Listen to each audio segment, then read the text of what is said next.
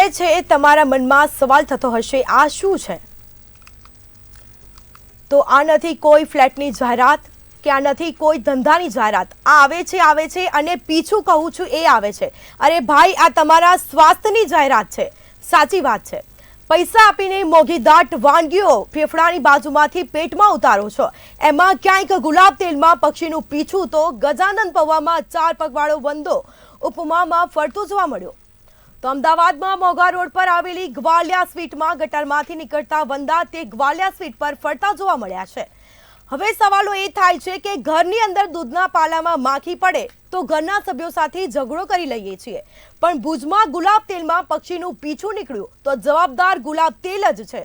પણ ઠંડીની સિઝનમાં ઠંડો પવન ખાતા ફૂડ એન્ડ ડ્રગ્સના સરકારી બાબુઓને આ પક્ષીનું પીછું દેખાતું નથી. ચાલો જોઈએ આરોગ્ય સાથે રમત.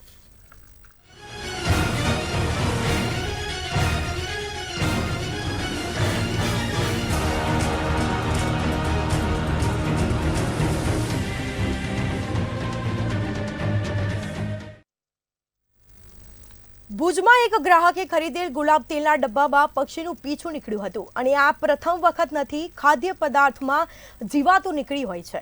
ગુલાબ તેલના સંચાલકે આ ઘટનાને સામાન્ય ગણાવી છે, પરંતુ જો કોઈ ઝેરી જીવાત આ તેલમાં હોત તો પરિણામ શું આવે તે એક મોટો સવાલ સામે આવી રહ્યો છે.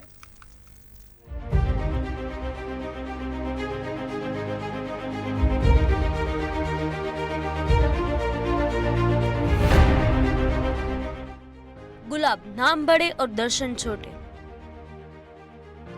जाहेरातो मोटी અને ગુણવત્તા નાની. ગુલાબ તેલમાં નીકળ્યું પક્ષીનું પીછું. લોકોના સ્વાસ્થ્ય સાથે ક્યાં સુધી છેડછાડ? ભેળસેળિયા પર કડક કાર્યવાહી ક્યારે? ખાદ્ય પદાર્થોમાં દરરોજ નીકળે છે જીવાતો. રાજ્યમાં 10 થી વધુ મોટી ફરિયાદો આવે છે. નજીવા દંડમાં છૂટી જાય છે મોટી કંપની. શું સામાન્ય લોકોના જીવનની નથી કિંમત? રાજ્યમાં ખાદ્ય પદાર્થમાં ભેળસેળ ના થાય અને લોકોને સારી ગુણવત્તાયુક્ત વસ્તુઓ મળે તે માટે મુખ્યમંત્રી ભૂપેન્દ્ર પટેલે જાહેર મંચ પરથી આહવાન કર્યું હતું, પરંતુ આ ભેળસેળિયાઓ સમજે ત્યારે ને વંદા, જીવાતો, ઈયળો અને હવે તો પક્ષીઓના પીછા પણ નીકળવા લાગ્યા છે. ભુજમાં એક ગ્રાહકે ગુલાબ તેલની ખરીદી કરી હતી. આ ખરીદેલા તેલમાં કઈ હોવાનું માલુમ પડ્યું હતું. તેલની બોટલ ખોલ્યા બાદ ખબર પડી કે આમાં તો એક પક્ષીનું પીછું છે. આ બાબતે કંપનીના ટોલ ફ્રી નંબર પર ગ્રાહકે સંપર્ક કરતા તોછડાઈ ભર્યા જવાબ આપી ફોન કટ કરી નાખ્યો હતો. મોટી જાહેરાત કરી ગુલાબ ઓઇલની પ્રોડક્ટ કપાસિયા તેલની બોટલોમાંથી પક્ષીનું પીછું નીકળતા વિજય ભાટિયાએ ગુલાબ ઓઇલ પર કાર્યવાહી કરવાની માંગ ફૂડ એન્ડ સેફટી તેમજ સરકાર સમક્ષ કરી છે. હવે ખાદ્ય પ્રોડક્ટમાંથી જીવાત નીકળવાનું જાણે સામાન્ય બની ગયું હોય તેમ આજે કચ્છના ભુજમાં એક આવો જ બનાવ બન્યો છે, જેમાં એક ખાદ્ય જે તેલની જે પ્રોડક્ટ છે તેમાંથી જીવાત નીકળી હોવાનું સામે આવ્યું છે. ગ્રાહક છે અહીં, એમની પાસે જાણવાનો પ્રયત્ન કરશું. શું નામ છે આપનું? મારું નામ વિજય ભાટિયા છે. ખાસ કરીને આ જે કચરો નીકળ્યો છે કે જીવાત છે જે તેલની બોટલમાંથી, શું કહેશો? કહેવાનું તો એ જ છે કે ભાઈ આવી જો ખાવાની બોટલોની અંદર આવી રીતે કચરા નીકળતા હોય તો તંત્રએ એના ઉપર કાર્યવાહી કરવી જોઈએ અને ફૂડ વિભાગવાળા પણ એ લોકોને ત્યાં ચેકિંગ કરવું જોઈએ, કારણ કે આ નામચીન દુકાન છે, નામચીન તેલ છે ગુલાબ તેલ, એટલે તો આના ઉપર પૂરી કાર્યવાહી થવી જોઈએ. ત્યાં ચેકિંગ થાય અને આવું કાંઈ નીકળે તો બેન કરવો જોઈએ. લોકોના શરીર સાથે ચેડા થાય છે, બીજો કાંઈ નથી આમાં. ખાસ કરીને આ બાબતે તમે ક્યાંય રજૂઆત કે જાણ કરી હતી ક્યાંય?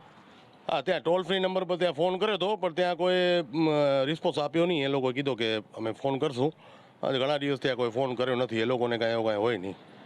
આપણી સાથે બીજા પણ નાગરિક છે, એમને જ વાત કરશું. શું નામ છે આપનું? નિશિત સોની નામ છે. ખાસ કરીને આવા ખાદ્ય પદાર્થમાંથી જીવાત નીકળવાના બનાવ બની રહ્યા છે, શું કહેશો?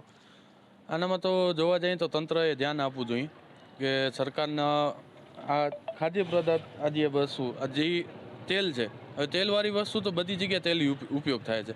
હવે આની અંદર તમે એમ જોશો તો કબૂતરના કે એવા કાંઈક પીખડા નાખેલા છે અંદર છે, તો આનામાં શું છે કે સરકારે ધ્યાન આપવું પડે. આવી જે મોટી કંપનીઓ જો તમે હાલતું હોય છે તેલથી, અને માણસો આંખ બંધ કરીને લઈ જતા હોય કે ભાઈ ગુલાબ તેલ છે, ગુલાબ તેલ કરીને લઈ જતા હોય, પછી ખાવામાં આપણે આ યુઝ કરતા હોઈએ. હવે એનાથી નાના છોકરાઓ છે, મોટા વડીલો છે, જેની તબિયત બહુ ખરાબ થાય, આનાથી રોગચાળો કેટલો ફાટી નીકળે. એટલે અમારું કેવું એટલું જ છે કે તંત્રએ આનામાં ધ્યાન આપવું જોઈએ કે આવી રીતના આગળ બીજી કોઈ કંપનીવાળાને અમે જાણ કર્યા છતાંય પણ એ લોકો કોઈ કંપનીવાળા કોઈ અમને રિસ્પોન્સ ના આપતા હોય તો સરકારે પણ એના ઉપર એક્શન લેવું જોઈએ.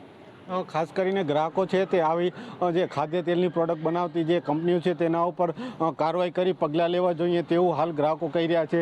આપને પૂછવા માંગી, શું નામ છે? મારું નામ આદિત્ય વાઘેલા છે. આપણે જે રસોઈમાં જાજા ભાગે લેડીઝો જ યુઝ કરતી હોય છે ને ઉપર જતાં જમવાનું બનાવે, પણ કાંઈ પણ વાનગી બનાવતા હોય પછી નાના છોકરાઓ બીમાર પડે, બધાય બીમાર પડતા હોય આનામ. ને આવી રીતના ખરાબ નીકળે એટલે કોઈ પણ આપણા ઘરના નહીં પણ બીજાના કોકના ઘરના બીમાર તો પડવાના જ છે. પછી હોસ્પિટલમાં લઈ જવાના, પછી ખર્ચા લાગી જાય અલગ.